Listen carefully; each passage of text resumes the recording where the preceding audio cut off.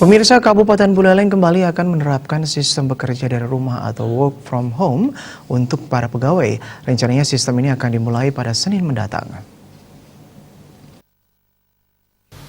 Kebijakan ini dilakukan merujuk surat edaran Gubernur Bali tentang pencegahan COVID-19 di Bali. Salah satunya akan mengatur batasan jumlah maksimum pegawai yang bertugas dari kantor.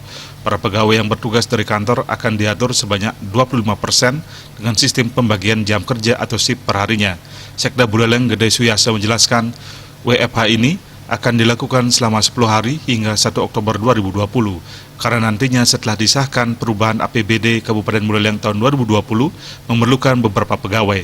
Jika tetap dilakukan WFH, dikhawatirkan pekerjaan pada perubahan anggaran tidak dapat berjalan dengan maksimal. Selain itu juga giat senam pagi yang dilakukan oleh masing-masing SKPD pada Selasa dan Jumat untuk sementara waktu juga akan ditiadakan. Batasan jumlah maksimal pegawai dalam rangka menjalankan tugas di kantor.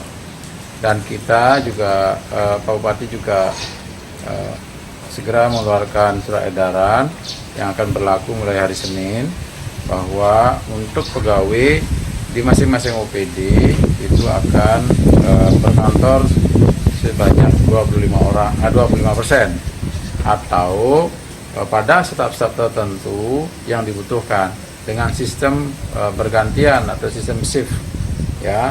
Nanti yang kepala OPD yang mengatur siapa pegawai yang dibutuhkan pada hari itu, besok, lusa, dan sebagainya.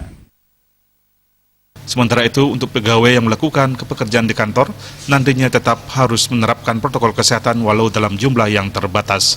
Komang Yuda, Bali TV.